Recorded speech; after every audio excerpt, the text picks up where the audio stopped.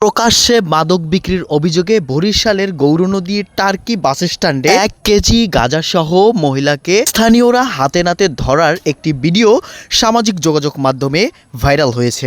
স্থানীয় সূত্রে জানা যায়, দীর্ঘদিন যাবৎ প্রকাশ্যে মাদক বিক্রির অভিযোগ থাকলে তাকে বেশ কয়েকবার তা থেকে বিরত থাকার জন্য অনুরোধ করা হয়েছে, কিন্তু সে অনুরোধ উপেক্ষা করে তিনি প্রকাশ্যে মাদক বিক্রি করার সময় স্থানীয় সচেতন যুবকদের হাতে নাতে আটক হন বলে অভিযোগ উঠে আসে। স্থানীয় যুব সমাজ সাথে সাথে 999 ডায়াল করে পুলিশ সদস্যদেরকে তথ্যটি নিশ্চিত করেন। আশেপাশে থাকা সাধারণ মানুষ সে ভিডিও ধারণ করলে তা দ্রুতই সামাজিক যোগাযোগ মাধ্যমে ছড়িয়ে পড়ে।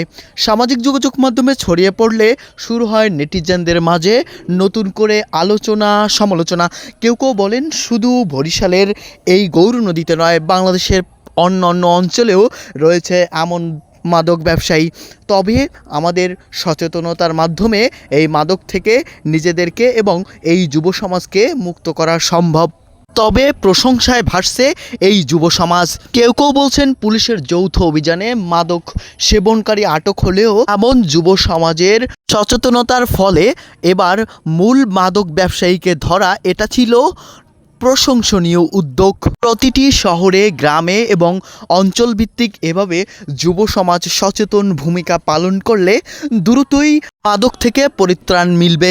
এছাড়াও যদি যুব সমাজ মাদকের কুফল, মাদকের যে সকল ক্ষতিসমূহ রয়েছে তা চার্ট করে অথবা পোস্টারিং করে মানুষদেরকে জানানো যেত, তাহলে আরও এই মাদক থেকে মুক্তি মিলত বলেও অনেকে ধারণা প্রকাশ করেছেন। আবার কেউ কেউ বলেন এভাবে প্রশংসনীয় উদ্যোগ গ্রহণ করা সারা দেশে চলতে